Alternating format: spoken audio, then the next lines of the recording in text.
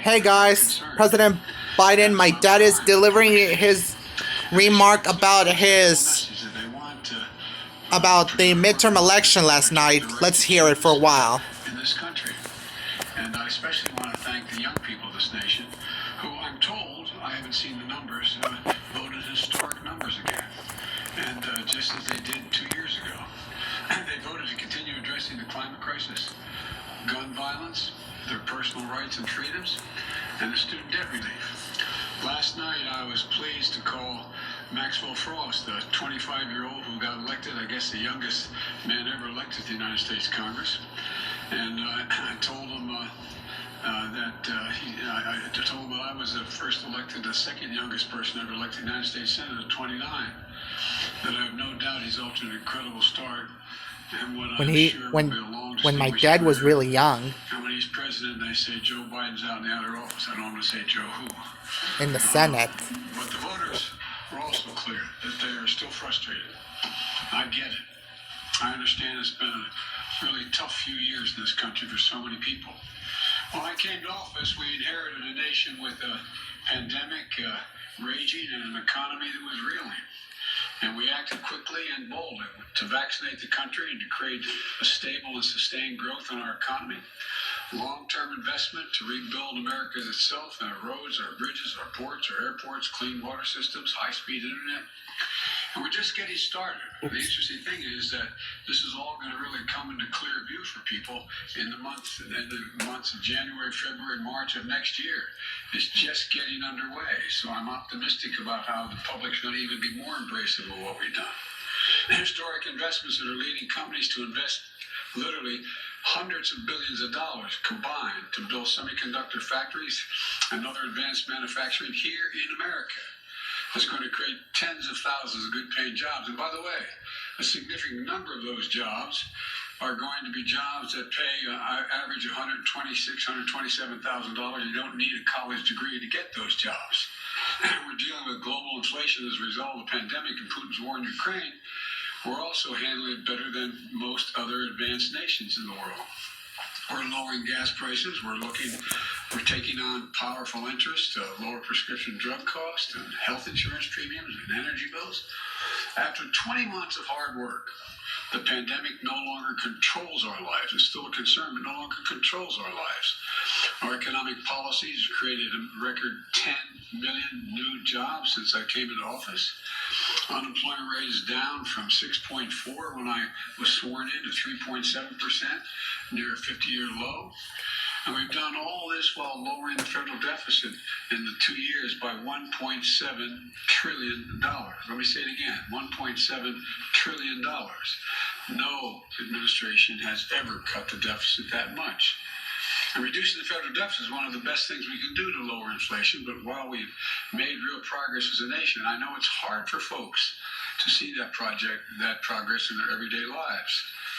And it's hard to see the results from actions that we took while we have to implement what we've done. But I believe we took the right steps for the country and for the American people.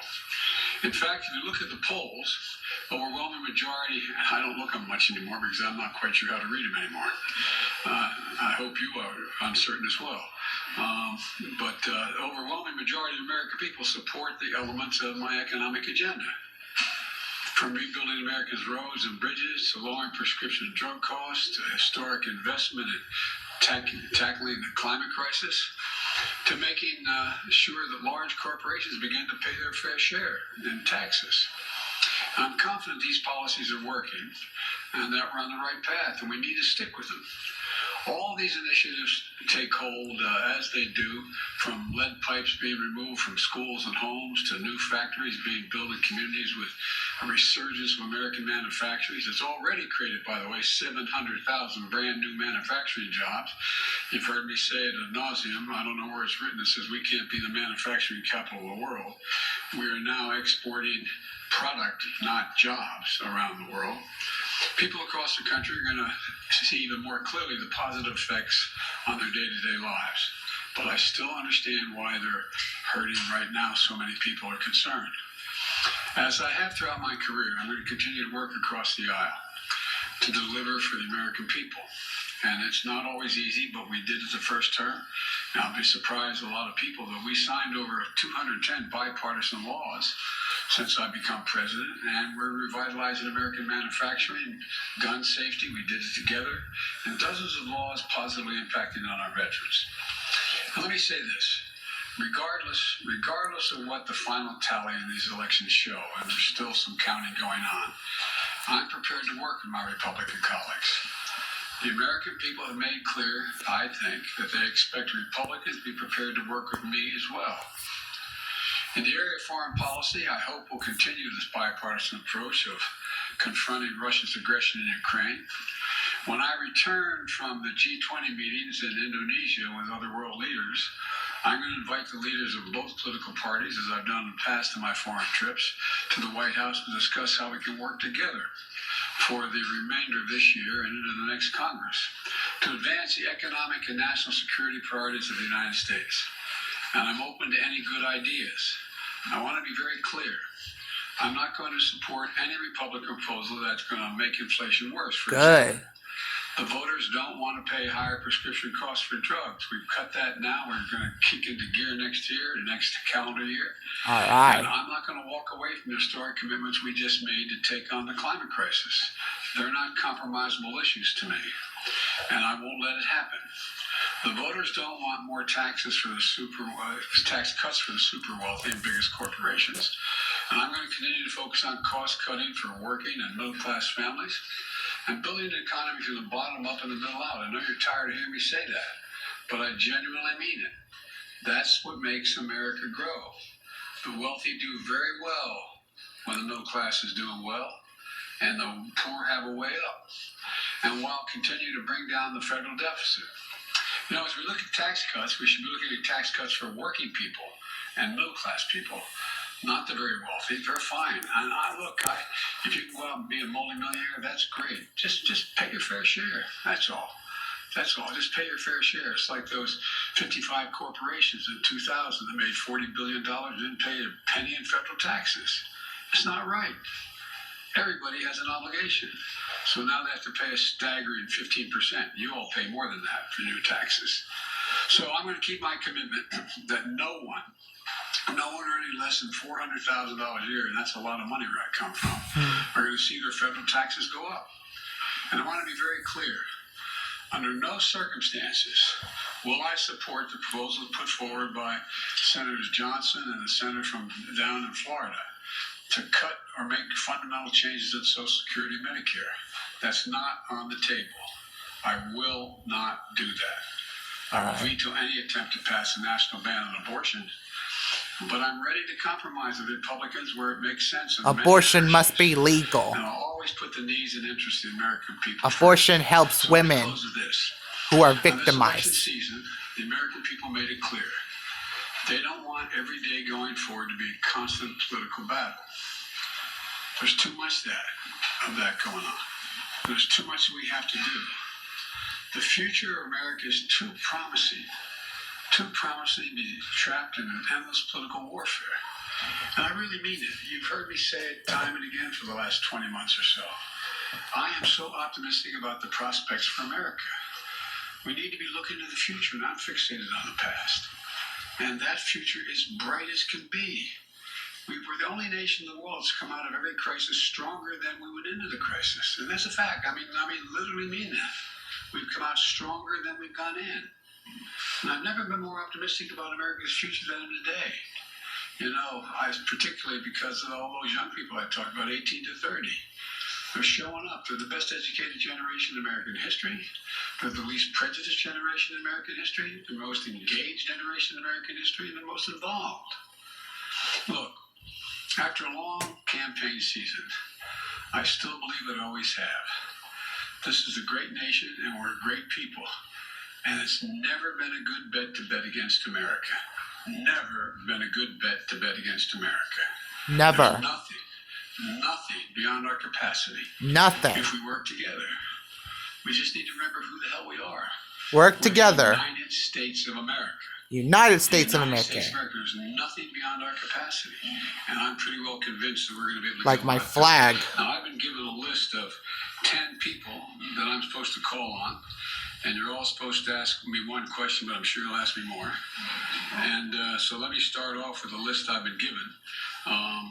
Zeke Miller, Associated Press. Thank you, Mr. President. Two questions for you. You mentioned. We never hold you guys the same standard you hold us to. But anyway, I'm teasing. You mentioned that Americans are frustrated, and in fact, 75% of voters say the country is headed into the wrong direction, despite the results of last night. What in the next 2 years do you intend to do differently to change people's opinion of the direction of the country, particularly as you contemplate a run for president in 2024? Nothing, because they're just finding out what we're doing. The more they know about what we're doing, the more support there is. Do you know anybody who wants us to get rid of the change we made on prescription drug prices and raise prices again? Do you know anybody who wants us to walk away from building those roads and bridges and the internet and so on? I don't know. I think that what the problem is, the major piece of legislation we passed, and some of it bipartisan, takes time to be recognized. For example, you got over $1 trillion worth of infrastructure money, but not that many spades have been put in the ground. It's taking time. For example, I was on the phone congratulating a Californian recently, and then someone up in Scranton, Pennsylvania, the congressman got elected. And he said, "Can you help us make sure we're able to have high-speed rail service from Scranton to New York City?" I said, "Yeah, we can. We can. First of all, it'll make it a lot easier, take a lot of vehicles off the road, and we have more money in the pot now, already out there, we voted for, than the entire money we spend on Amtrak to begin with.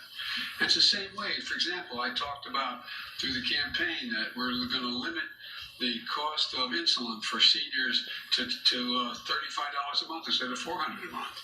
Well, it doesn't take effect till next year. So there's a lot of things that are just starting to kick in. And the same way with what we've done in terms of the environmental stuff. It takes time to get it moving. So I'm not going to change. As a matter of fact, there's some things I want to change and add to. For example, we had passed the most bipartisan, we passed the most extensive gun legislation, rational gun policy in 30 years, but we didn't ban assault weapons. I'm going to ban assault weapons. They're going to try like the devil. So I'm not going to change the direction. I said I ran for 3 reasons. I'm going to continue to stay where I am, and I know I fully understand the legitimate concern that what I'm saying is wrong, okay? One is that I said we're going to restore the soul of the country, begin to treat each other with decency, honor, and integrity. And it's starting to happen. People are the conversations are becoming more normal, becoming more. How can I say it? Decent. Second thing I said was I want to build a country from the middle out, the bottom up, and that way everybody does fine. I'm tired of trickle down. Not a whole lot trickles down when you trickle down to hardworking folks. The third thing I know is still very hard. I'm going to do everything in my power to see to reunite the country. It's hard to sustain yourself as a leading democracy in the world if you can't generate some unity. So I'm not going to change anything in any fundamental way. Just on a different topic, Mr. President, Russia today claimed that it had evacuated the Kherson region and the Kherson city. Do you believe that this is potentially an inflection point in that conflict? And do you believe that Ukraine now has the leverage it needs to begin peace negotiations with Moscow? First of all, I found it When interesting is they waited until after the election to make Russia going to stop the war in Ukraine? Which we knew for some time that they were going to be doing. And it's evidence of the fact that they have some real problems, the Russian military, number one. Number two, whether or not that leads to, at a minimum, it will lead to time for everyone to recalibrate their positions over the winter period. And it remains to be seen whether or not there'll be a judgment made as to whether or not Ukraine is prepared to compromise with Russia. I'm going to be going to the G20. I'm told that President Putin is not likely to be there, but other world leaders are going to be there in Indonesia. And we're going to have an opportunity to see what the next steps may be. Fair enough. Nancy Cordes. Thank you, Mr. President. I have a few questions. Okay. Saving him up. First of all, Republican leader Kevin McCarthy said last night that it is clear we are going to take the House back. Do you think he's probably right about that? Well, based on what we know as of today, we've lost very few seats for certain. We still have a possibility of keeping the House, but it's going to be close. And for example, in Nevada, we won all 3 of those seats, contested seats. I went out for each, and I spoke with each for each. When is Marjorie Taylor Greene going to lose? I didn't know that last night, so it's a moving target right now, but it's going to be very close. Can you describe your relationship with Mr. McCarthy? How often do you speak to him? What do you think of him? I think he's a Republican leader, and I haven't had much of occasion to talk to him, but I will be talking to him. I think I'm talking to him later today. When it comes to your legislative agenda, when you were vice president, your legislative agenda basically ran into a brick wall 2 years in when Republicans took control of the House, and that lasted for the rest of the Obama presidency. Is there any way for you to prevent that same fate from happening this time around? Yes. If Republicans take control of the House? Yes, because it's going to be much closer if they take control. Look, the predictions were, and again, I'm not being critical of anybody who made the predictions I got, okay? This is supposed to be a red wave. You were talking about us losing 30 to 50 seats, and this was going to, that's not going to happen. And so there's always enough people on the other team, whether it's Democrat or Republican, that the opposite party can make an appeal to and maybe pick them off to get the help. And so it remains to be seen. But look, I doubt whether or not, for example, all the talk, I'd ask I don't expect you to answer, but the rhetorical question, do you think that, Senator Johnson is going to move to cut Medicare and Social Security? And if he does, how many Republicans are going to vote for it? So it depends. And then my final question. Republicans have made it clear that if they do take control of the House, that they want to launch a raft of investigations on day one into your handling of Afghanistan, the border. They want to look into some of your cabinet officials. They want to investigate you. They may even want to investigate your son. What's your message to Republicans who are considering investigating your family, and particularly your son Hunter's business dealings? Lots of luck in your senior year, as my coach used to say. Look, I think the American public want us to move on and get things done for them.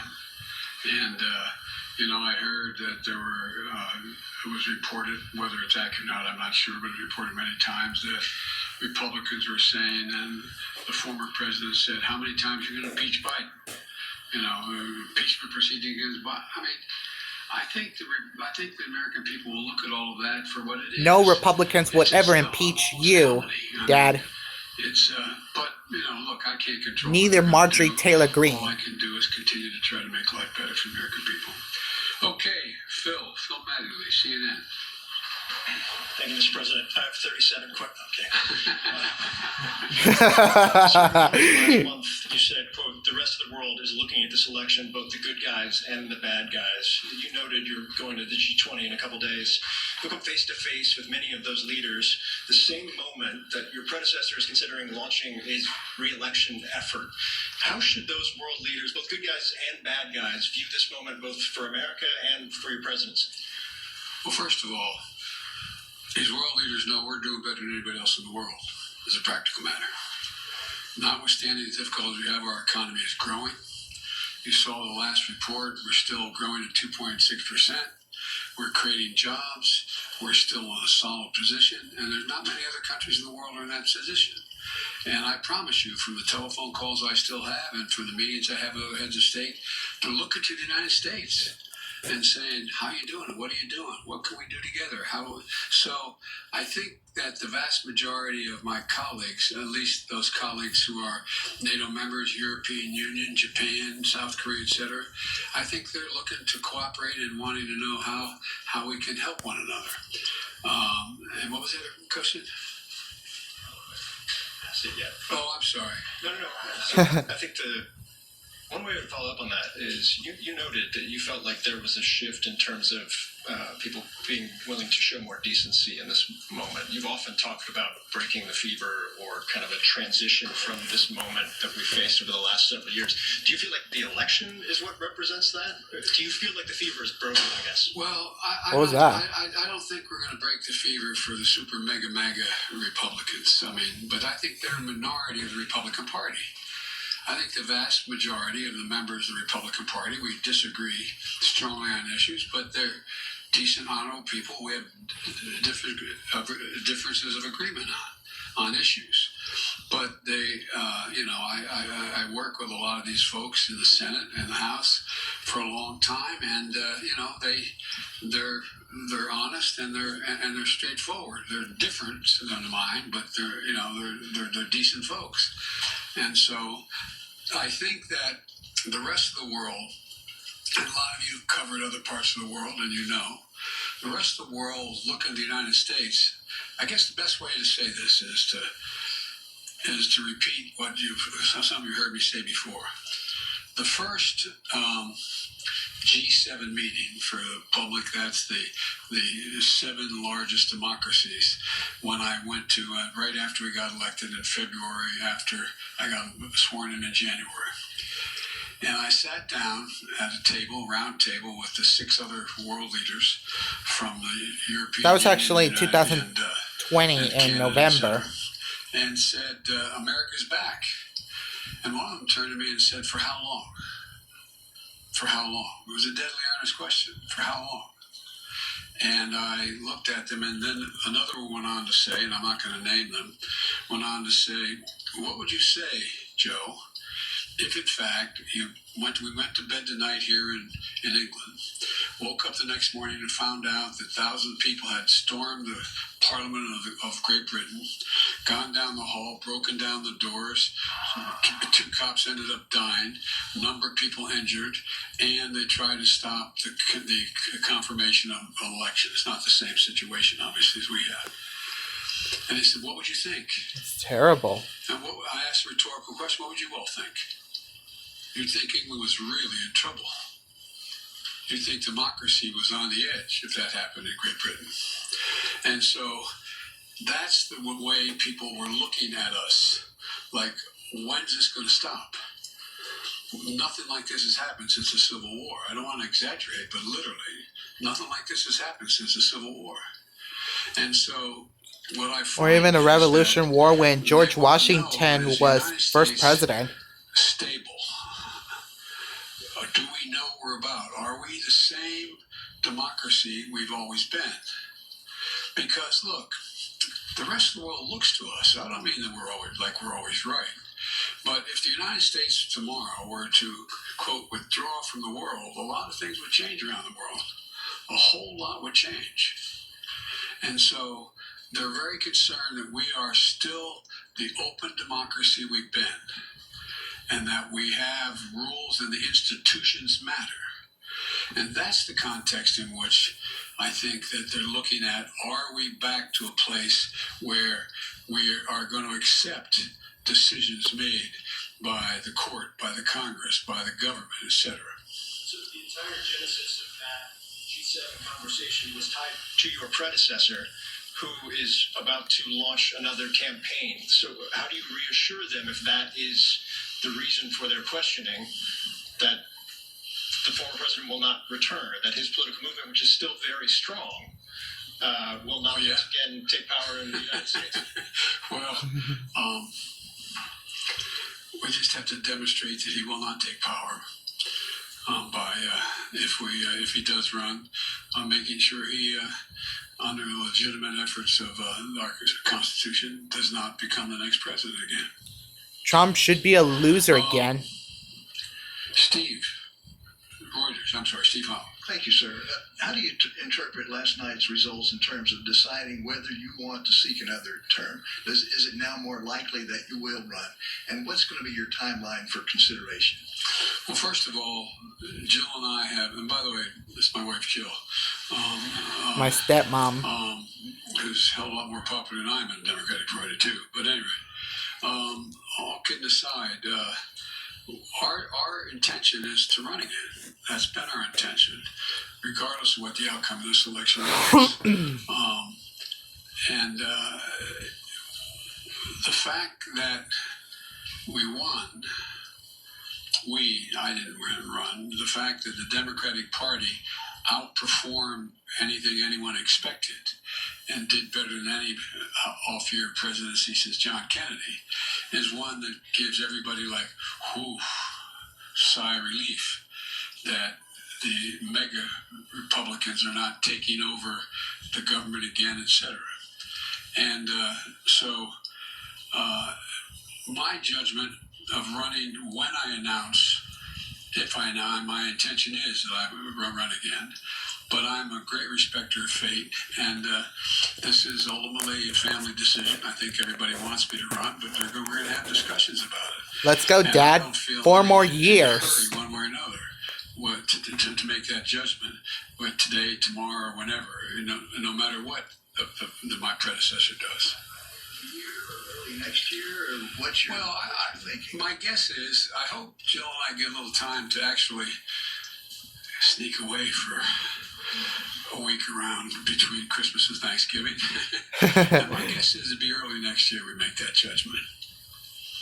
But it is my plan to do it now. I mean, but, okay, I'm sorry.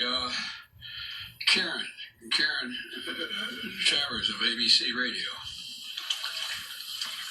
Thank you, Mr. President. WNBA star Brittany Griner today was moved to a Russian penal colony to serve out her 9-year sentence. Do you have an update right now on her condition? What do you know about that? And does this mark a new phase in negotiations with the Russians to secure her release? Can the U.S. now fully engage in talks on a prisoner swap? Well, we've been engaging on a regular basis. I've been spending a fair amount of time with her wife about what's going on with her. And my hope is that now that the election is over, that Mr. Putin will be able to discuss with us and be willing to talk more seriously about prisoner exchange. That is my intention. My intention is to get her home. And we've had a number of discussions so far. And I'm hopeful that now that our election is over, there's a willingness to negotiate more specifically with us. Thank you. And if I can, your press secretary had said that the U.S. government has continued to follow up on that significant offer, but also had proposed alternative potential ways forward with the Russians. Can you tell us what those alternative ways forward are and how Russia has responded to those? Yes, I can, but I won't. Okay, I can't. I mean, it would not be a wise thing to do in order to see if they would move forward. But it is I'm telling you, I am determined to get her home and get her home safely, along with others, I might add. April Ryan. Of the GRIO. Of the GRIO, excuse me, I beg your pardon. Thank you, sir. I got it right last time we did this. Yes, you did. Yes, you did. Mr. President, I have a couple of questions on several issues. One, the Supreme Court. As you know, the Supreme Court has... Well, I don't know much time on my camera. It's nearly there for out of storage. And I'll let you know if we're running out. If you guys like this video, please make sure you subscribe and drop a like and comment below. And make sure also follow me on Twitter, turn on notifications so you never miss a video. And I'm going to let you see this whole press conference of my dad, President Biden, on his addressing nation of the midterm election last night. So I'll let you hear it, and my camera will go off on out of storage. Peace and good luck, everyone, and enjoy this video. I don't believe that. But number one, what I did to try to change it is object to it before the Supreme Court of the United States, our administration. Number two, there are a number of things that we can and must do to make it. And by the way, this is a case involving an Asian American in terms of getting into school, and whether there's affirmative action makes sense at all from the standpoint of those who are arguing against it.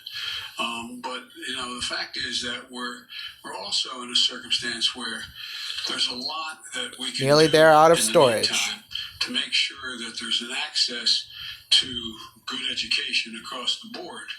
And that is by doing things that relate to starting education at age 3, formal schooling at age 3, which increases not daycare but school. And all the studies over 10 years show that that increases the prospect of someone making it through 12 years without any difficulty, no matter what the background they come from, by 56%. And I also think that we should be making sure that we have the ability to provide for 2 years of education beyond that, whether it's apprenticeships or community colleges. And we also are in a situation where I think that, for example, I want to make sure a lot of it has to do with finances as well, that we make sure that we have help for people who come from modest means to be able to get to school. You know, the cost of college education has increased fourfold. And it used to be that a Pell Grant would cover something like 70% of the college tuition. Now it covers significantly less than that. So I want to increase the Pell Grants as well. But let's see what the Supreme Court decides. And I am hopeful, and our team and the lawyers who argued for us are not nearly as certain as the people you quoted as saying it's going to be overruled. Next question, sir. The issue is inflation. The GRIO and KFF conducted a study